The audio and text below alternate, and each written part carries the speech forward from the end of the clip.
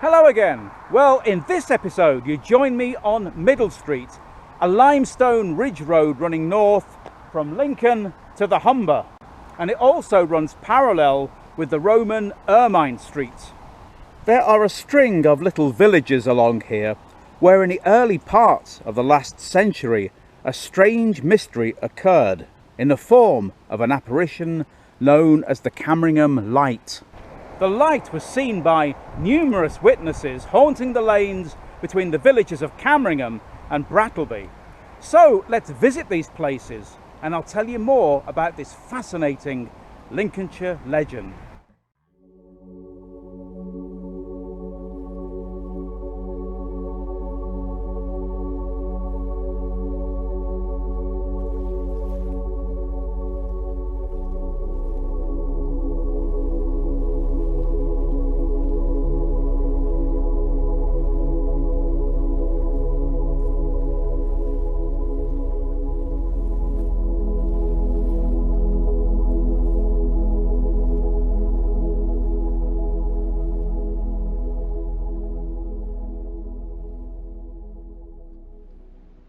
This is Thorpe Street in the village of Brattleby.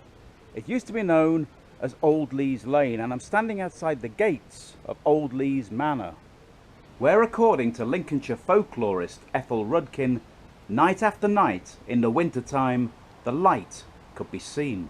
The light looked like a bicycle lamp and was about the same distance from the ground and of the same colour.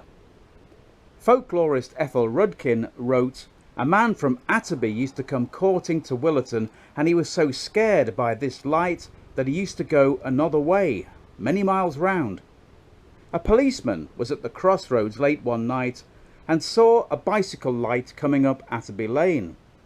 Though he was off his beat, he thought he would stay and see who it was. So he waited until the light got level with him, and there was nothing." The last reported sighting of the apparition in this area, as far as I'm aware, was Christmas 1930, when between 9 and 10 p.m. two people cycling to Brattleby observed the light ahead of them on the road. They believed it to be the lamp of a cycle or a motorcycle. It advanced towards them, but when some 200 yards ahead, it disappeared and no more was seen of it. Just a short distance from Brattleby is the village of Cammeringham, where in the 1920s the light was said to be an established fact in the area, and many enthusiastic parties flocked to the village in the hope of seeing the apparition for themselves. Some were fortunate, but others spent uncomfortable hours in the fog and the rain only to see nothing at all.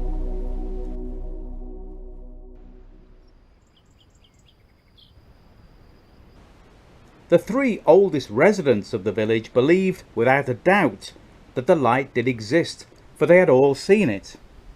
One had seen the light moving among some haystacks, another had seen it flitting up and down the hedgerow, and the third, driving along at night, had his horse startled by the light moving across the road in front of him.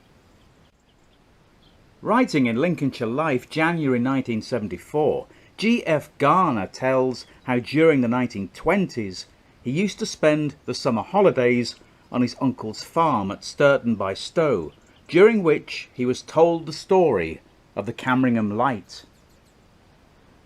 The light haunted a certain wood down below Cammeringham Hill, as well as the top of a wall among some outbuildings of a Cammeringham farm on the hillside above the village. However, it did not stay there, but was exceedingly mobile, speeding along quiet country lanes and scaring locals returning home on dark nights. Mr. Garner's uncle was taking a pair of horses to plough at the nearby village of Ingham one dark winter's morning when he saw the light coming down the road towards him. It came so close that it made the horses shy, as evidently they saw it too. Then it disappeared, and when he looked up, there it was, back on the wall in its favourite place. Mr. Garner told how not everyone was able to see the light, even at moments when it was visible to others. For example, his grandfather once took part in an attempt to solve the mystery of the Cammeringham light. He was joined on his expedition by a Mr. Taylor, who saw the light and pointed to it. But to Taylor's astonishment, Garner said he could see nothing at all. The apparition began to move towards the men. Then Taylor's dog, who evidently saw the light, snapped at it and drove it away. In the April 1974 edition of Lincolnshire Life, a Mrs. Elsie Durrose recalled seeing the light when she was a small girl living in a cottage on the hillside looking down to the village of Cammeringham. She writes, "At the back of the house, a field away, was a small wood, on the side of which ran a hedge and a path going to the village. One misty winter's night my father came into the house and told us to come outside and see Will-o'-the-Wisp. The light was running up the hedge side towards the house and disappeared into the wood. I clearly remember how terrified I was, as I had heard people talking that a soldier had been murdered in the wood.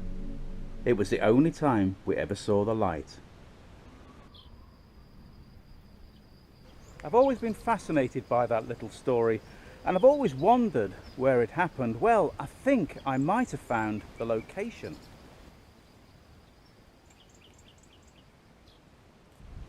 I'm on Cammeringham Hill, and this is the only small woodland of any significance in the area.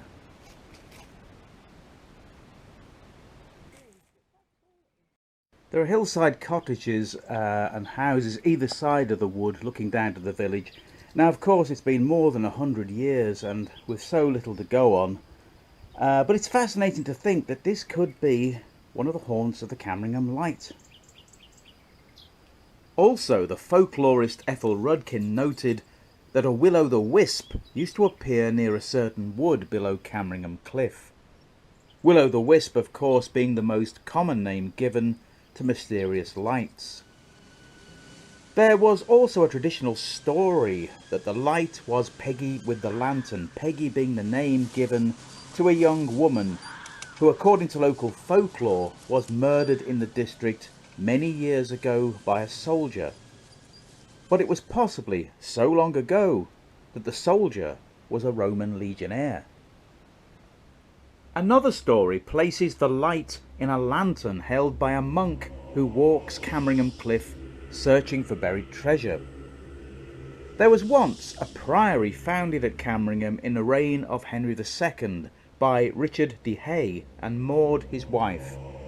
They endowed the monastery with a manor that still stands today.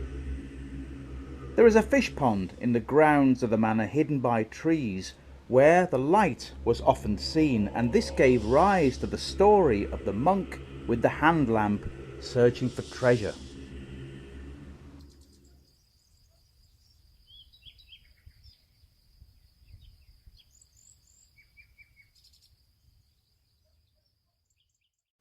A more prosaic explanation is that the light was nothing more than the spontaneous combustion of marsh gas caused by damp conditions of the soil at the bottom of the cliff.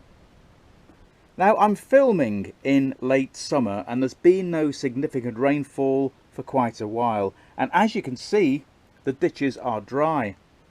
However, there are no swamps, marshes or large bodies of water here to account for the phenomenon. The light was mostly encountered around Middle Street on the top of Cammeringham Cliff. Now, it's been noted that geological faults can trigger disturbances in the ground and cause what is known as earth lights.